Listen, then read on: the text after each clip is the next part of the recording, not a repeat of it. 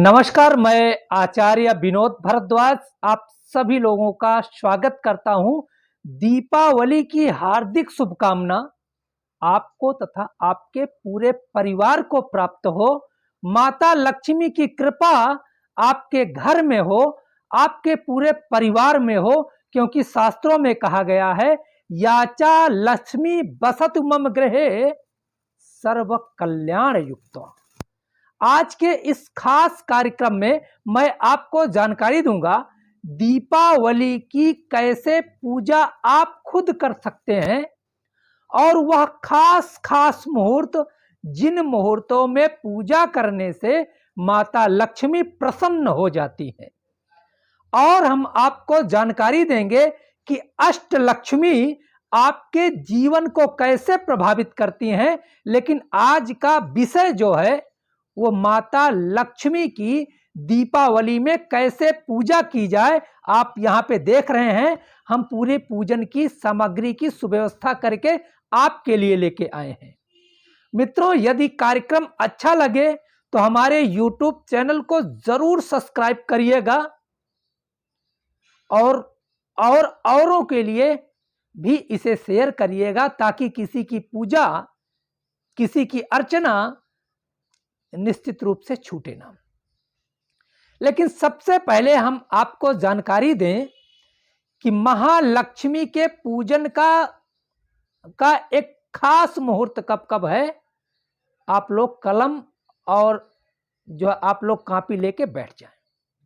देखिए, 4 नवंबर को दीपावली का शुभ त्योहार है। जैसे कि कहा गया है कार्तिक मास कृष्ण पक्ष अमावस्या को दीप महोत्सव कहा जाता है। दीपावली का त्योहार मनाया जाता है।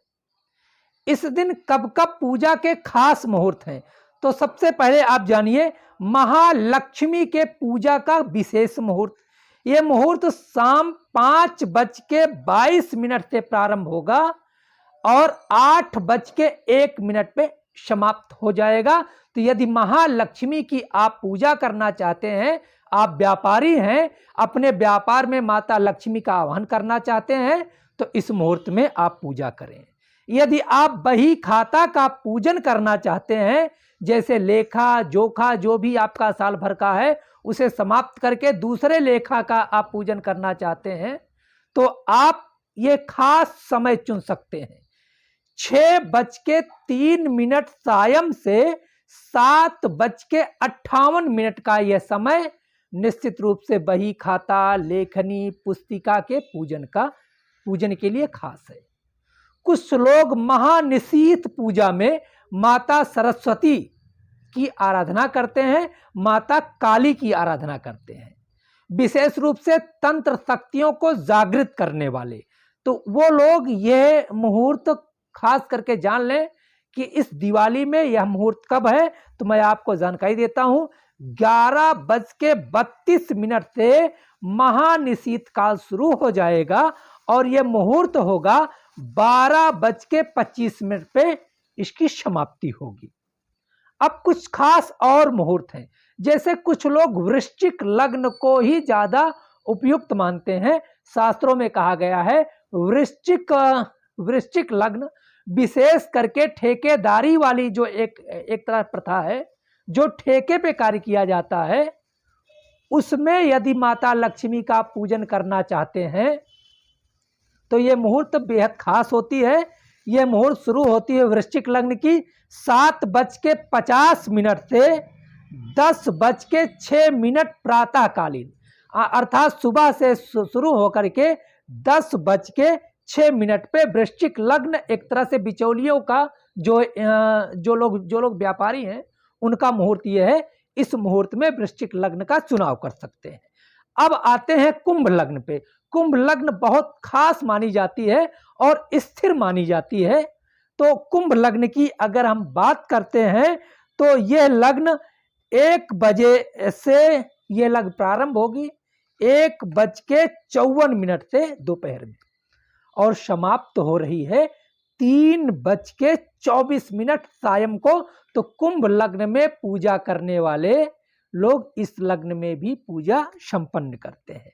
अब आते हैं वृषभ लग्न, क्योंकि शुक्र की खास लग्न है और शुक्र ऐश्वर्य को देने वाला है, धन को देने वाला है, लग्जरी लाइफ को देने वाला है। तो जो लोग वृषभ लग्न का चुनाव करना चाहते हैं वो लोग सायं 6:30 के बाद अपनी पूजा को शुरू कर सकते हैं और शाम को 8:25 पे आप लोग समाप्त कर लीजिएगा। अब बात करते हैं सिंह लग्न, जो कि स्थिर लग्न मानी जाती है। ऐसा कहा जाता है कि इस लग्न में पूजा करने से माता लक्ष्मी की कृपा आपके पूरे परिवार पे स्थिर रूप से सबके जीवन में आती है। तो इस दिन सिंह लग्न शुरू हो रहा है 12:57 से 3:13 रात्रि तक रहेगा। देखिए, इसमें थोड़ा सा आप चेंज भी कर सकते हैं। अक्षांश रेखांश के आधार पे आप समय में अंतर कर लीजिए। जैसे मैं दिल्ली में बैठ करके बना रहा हूं, तो ये सारे मुहूर्त दिल्ली के हैं। इसमें 10 मिनट 15 मिनट का आगे पीछे होता है, तो आप अक्षांश और रेखांश रेखाओं पे आप निश्चित रूप से सिलेक्ट कर सकते हैं। तो ये तो हो गई मुहूर्त के बारे में जानकारी। बहुत सारी मैंने आपको मुहूर्त के बारे में जानकारी दी, लेकिन सबसे बेस्ट मुहूर्त है महालक्ष्मी पूजा का, जो कि साधारण व्यक्तियों के लिए है। जो भी व्यक्ति अपने दुकान, अपने व्यापार या अपने घर में माता लक्ष्मी की आराधना करना चाहते हैं, वो लोग शाम को 5:22 के बाद 8:01 तक समाप्त कर लें। अब जानकारी देते हैं अष्टलक्ष्मी की।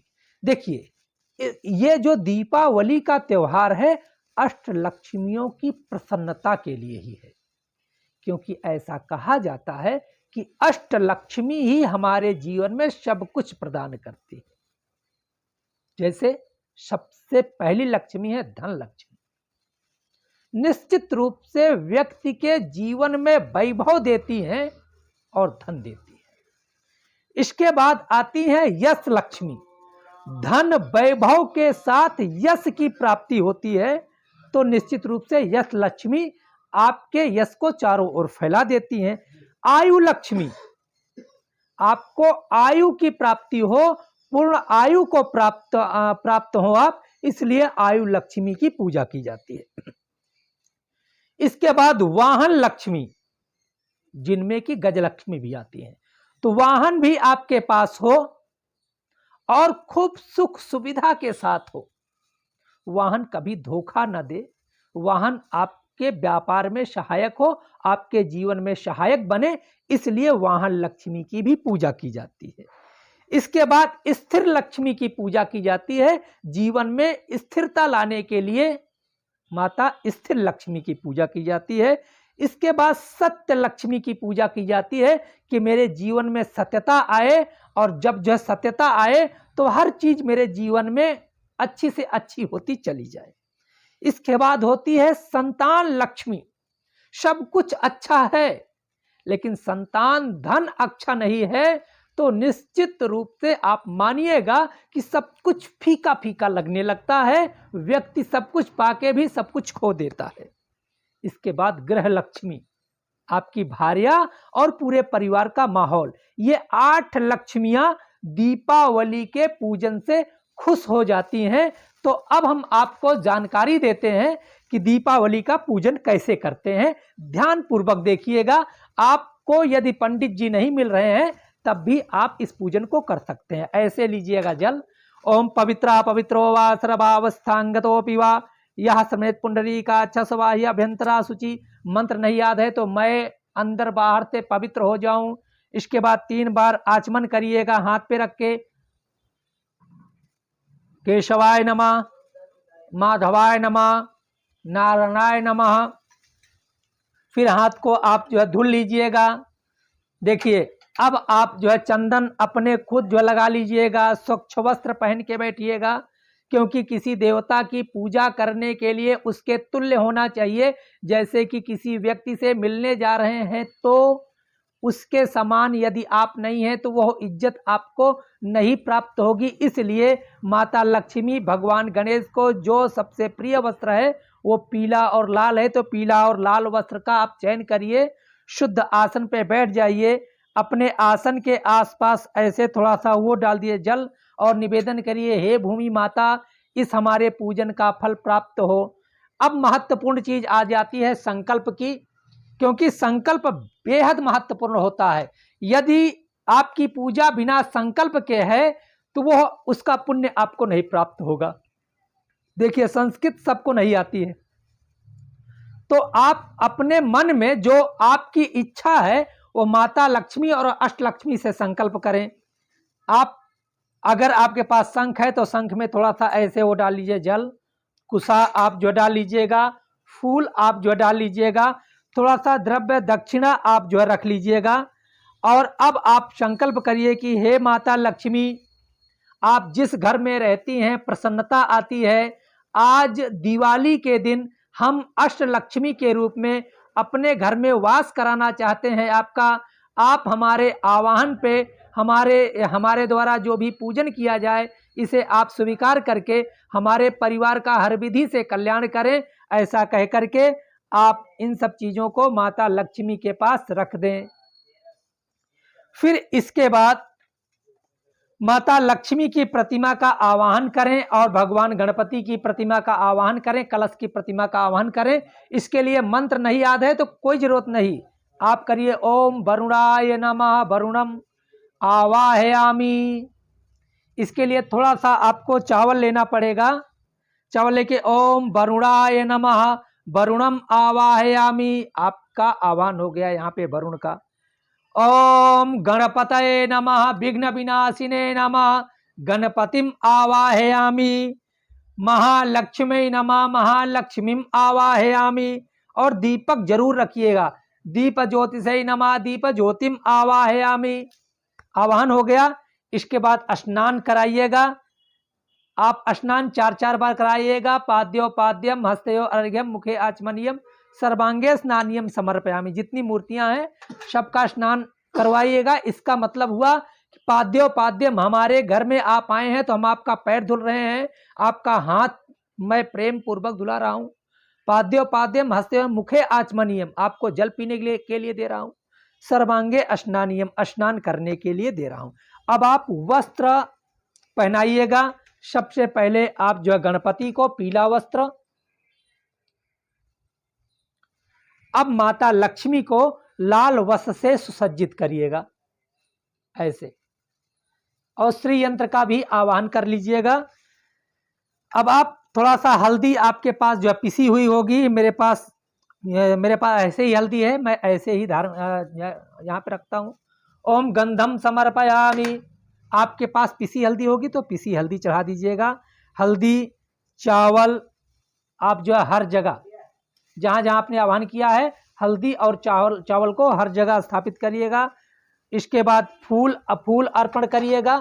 पुष्पम समर्पयामि, सर्वेभ्यो देवेभ्यो नमः, महालक्ष्मी नमः, ओम महालक्ष्मी नमो नमः। हल्दी अक्षत फूल, इसके बाद आप जो है केसर अगर आपके पास है तो केसर घोल करके माता लक्ष्मी और भगवान गणपति को लगा करके, यह केसर पूरे साल आप अपने पास रखिएगा। जब कोई खास कार्य के लिए अपने घर से आप जो निकलिएगा तो इस केसर को जरूर लगा के निकलिएगा, क्योंकि ये सिद्ध केसर हो जाएगी और आपके जीवन में खूब उन्नति प्रदान कराएगी। अब इसके बाद माता लक्ष्मी को हल्दी चावल रोली मौली धूप बत्ती ऐसे धूप कर लीजिएगा। और ये धूप करते समय निवेदन करिएगा कि ये धूप जो है जिस प्रकार से अपनी सुगंध को बिखेर देती है, हे माता लक्ष्मी मेरी भी यश कीर्ति चारों ओर हो और आपकी कृपा से ही मुझे ये सारी चीजें प्राप्त हों। अब आप दीप मालिकाओं का पूजन करेंगे, लेकिन पहले आरती हम लोग कर लें, क्योंकि हल्दी चावल रोली मौली धूप दीप नैवेद्य आदि के पहले आरती होती है। आरती के बाद आप जो है नैवेद्य कीजिएगा। नैवेद्य में जो भी आपके पास सामान है उसे आप अर्पण करिएगा। मेरे पास ये बतासा है, इसको अर्पण कर देता हूँ कि हे माता लक्ष्मी आप इस नैवेद्य को अर्पण करिए। इसके बाद फल अर्पण फल अर्पण करिएगा। जो भी आपके पास फल हो, आंवला भी है तो आंवला भी अर्पण कर सकते हैं। इसके बाद द्रव्य दक्षिणा अर्पण करिएगा। अब आप दीप मालिकाओं का पूजन करिएगा। देखिए यह है दीप मालिका, यही दिवाली का पूजन है। 11 दीप आप लेकर के माता लक्ष्मी के चारों ओर आप जो रख दीजिए, क्योंकि मेरे पास स्पेस कम है, इसलिए मैं एक थाली में रख करके आपको दिखाने के लिए रख दे रहा हूं कि इस तरह से दीप मालिका आप जो जला करके माता लक्ष्मी और भगवान गणेश के चारों ओर रख दीजिएगा। इसके बाद खील लीजिएगा आप।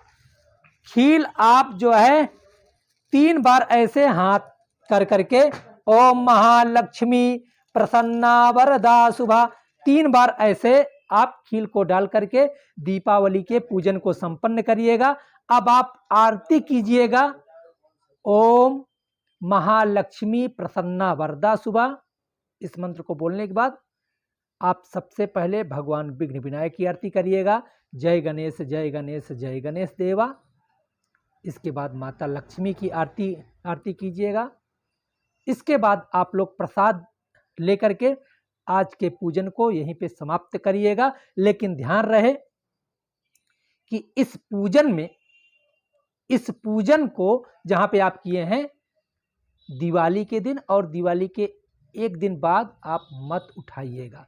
जो लोग दक्षिणावर्ती शंख का भी पूजन करना चाहते हैं वो चावल भर करके इसका पूजन कर सकते हैं।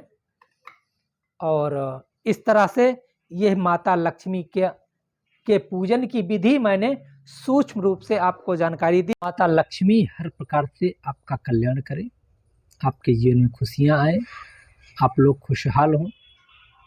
इसी आशीर्वाद के साथ आज के इस कार्यक्रम में मैं आपको यहीं छोड़ता हूं।